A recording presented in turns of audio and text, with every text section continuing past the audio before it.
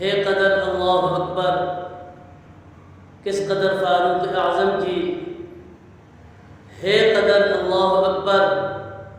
کس قدر فاروق اعظم کی، ثنا کرتے ہیں قدسی عرش پر فاروق اعظم کی، محبت دے خدائے بحر پر فاروق اعظم کی، محبت دے خدائے بحر پر فاروق اعظم کی، رہے تصویر فردوس سے نظر فاروق اعظم کی، رسول پاک نے تعریف کی فاروق اعظم کی، رسول پاک نے تعریف کی فاروق اعظم کی، بشارت جنتی ہونے کی تھی فاروق اعظم کی۔ اگر بعد محمد مصطفیٰ کوئی نبی ہوتا، اگر بعد محمد مصطفیٰ کوئی نبی ہوتا، نبوت خلق میں ہوتی عمر فاروق اعظم کی۔ سامعین محترم، یکم محرم الحرام کو حضرت سیدنا فاروق اعظم رضی اللہ تعالی عنہ خلیفہ دوم ان کی یوم شہادت ہے، اور نبی پاک صلی اللہ تعالی علیہ وآلہ وسلم نے حضرت عمر رضی اللہ تعالی عنہ کو اللہ کریم جل جلالہ سے دعائیں مانگ کر اللہ کریم جل جلالہ سے مانگا ہے،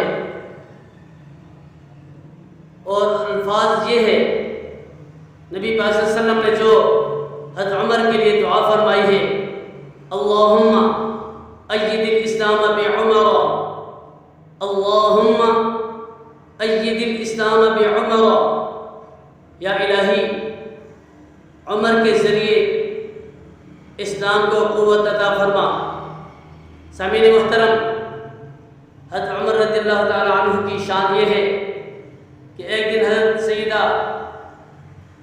عائشہ صدیقہ رضی اللہ تعالی عنہا حضور نبی کریم رؤوف الرحیم صلی اللہ تعالی علیہ وآلہ وسلم کی بارگاہ میں حاضر ہوئی، عرض کرتی ہے، یا رسول اللہ صلی اللہ علیہ وآلہ وسلم، آسمان کے ستاروں کے برابر نیکیاں بھی کسی کی ہیں؟ تو رسول پاک صلی اللہ تعالی علیہ وآلہ وسلم نے فرمایا، ہاں، آسمان کے ستاروں کے برابر نیکیاں ہیں۔ عرض کرتی ہے، یا رسول اللہ صلی اللہ تعالی علیہ وآلہ وسلم، وہ کون شخص ہے جس کی نیکیاں آسمان کے ستاروں کے برابر ہیں؟ حضور صلی اللہ تعالی علیہ وآلہ وسلم نے ارشاد فرمایا، جس کی نیکیاں آسمان کے ستاروں کے برابر ہیں وہ ہے حضرت عمر رضی اللہ تعالی عنہ۔ حضرت عائشہ صدیقہ رضی اللہ تعالی عنہ عرض کرتی ہیں، یا رسول اللہ صلی اللہ علیہ وآلہ وسلم، میرے باپ ابو بکر کی نیکیاں کہاں گئی؟ نبی پاک صلی اللہ تعالی علیہ وآلہ وسلم نے ارشاد فرمایا کہ حضرت عمر رضی اللہ تعالی عنہ کی ساری زندگی کی نیکیاں ایک طرف، حضرت ابو بکر صدیق کی ایک رات کی نیکی ایک طرف۔ سامعین محترم، یہاں سے یہ بھی معلوم ہوا کہ اللہ کریم جل جلالہ نے اپنے پیارے حبیب علیہ السلام کو علم غیب عطا فرمایا ہے کہ جن کو یہ بھی معلوم ہے کہ آسمان کے ستارے کتنے ہیں، آسمان کے اندر ستارے کتنے ہیں، اور آسمان کے ستاروں کے برابر نیکیاں کس کی ہیں۔ سامعین محترم، حضرت عمر رضی اللہ تعالیٰ عنہ کے اسلام لانے کے بعد نبی پاک صلی اللہ تعالیٰ علیہ وآلہ وسلم کی بارگاہ میں جب حاضر ہوتے ہیں، عرض کرتے ہیں، یا رسول اللہ صلی اللہ علیہ وآلہ وسلم،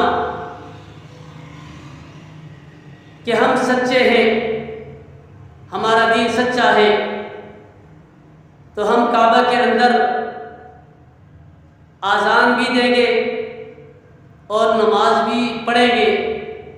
حضرت عمر رضی اللہ تعالیٰ عنہ کے اسلام لانے سے پہلے کچھ معاملہ یوں تھا کہ آذان بھی اگر ہوتی تو ایسے عام آذان نہیں ہوتی، اور نماز بھی پڑھتے تھے تو چپکے چپکے سے نماز پڑھی جاتی تھی۔ رسول پاک صلی اللہ تعالیٰ علیہ وآلہ وسلم نے اللہ کریم جل جلالہ سے دین اسلام کی قوت بننے کے لیے، طاقت بننے کے لیے حضرت عمر کو مانگا۔ وہ حضرت عمر جن کے ہوتے ہوئے کفار کو یہ مجال نہیں ہوتی کہ کوئی آ کر عمر کے سامنے کھڑا ہو جاتا۔ عمر رضی اللہ تعالیٰ عنہ کی شان تو یہ ہے کہ جس راستے پر حضرت عمر آتے شیطان بھی اس راستے کو چھوڑ کر بھاگ جاتا۔ ایک مرتبہ ایک منافق اور ایک یہودی کا کسی لین دین میں جھگڑا ہوا، اور اس کا فیصلہ کرنے کے لیے یہودی نبی پاک صلی اللہ تعالیٰ علیہ وآلہ وسلم کی بارگاہ میں حاضر ہوتے ہیں۔ نبی پاک صلی اللہ تعالیٰ علیہ وآلہ وسلم دونوں کے معاملات سننے کے بعد نبی پاک صلی اللہ تعالیٰ علیہ وآلہ وسلم نے یہودی کے حق میں فیصلہ فرمایا، اور جب وہاں سے باہر نکلتے ہیں تو منافق کہتا ہے کہ میں اس فیصلے کو نہیں مانتا، میں حضرت عمر کے فیصلے کو مانوں گا۔ چلو چلتے ہیں، حضرت عمر کی بارگاہ میں چلتے ہیں اور ان سے اپنا فیصلہ سنتے ہیں۔ جب حضرت عمر رضی اللہ تعالیٰ عنہ کی بارگاہ میں پہنچے اور یہودی بھی اس منافق کو کہنے لگا کہ کیا عجیب بات ہے کہ بڑا فیصلہ پہلا ہو گیا، اب تو چھوٹا فیصلہ سننے کے لیے کیسے حضرت عمر کے پاس جاتا ہے۔ جب وہاں پر پہنچتے ہیں تو حضرت عمر رضی اللہ تعالیٰ عنہ سے یہودی کہنے لگا ہمارا فیصلہ تو رسول خدا نے کر دیا، لیکن یہ منافق یہ کہتا ہے کہ میں اس کی فیصلے کو نہیں مانتا۔ جب حضرت عمر رضی اللہ تعالیٰ عنہ نے یہ بات سنی تو انہیں کہا ادھر بیٹھ جاؤ۔ حضرت عمر رضی اللہ تعالیٰ عنہ اندر چلے گئے، تلوار لے کر آتے ہیں۔ تلوار لانے کے بعد پھر فرماتے ہیں کہ جو رسول خدا صلی اللہ تعالیٰ علیہ وآلہ وسلم کا فیصلہ نہیں مانتا اس کا فیصلہ حضرت عمر کی تلوار کرتی ہے۔ سامعین محترم، اللہ کریم جل جلالہ ہمیں حضرت عمر رضی اللہ تعالیٰ عنہ کے فرامین پر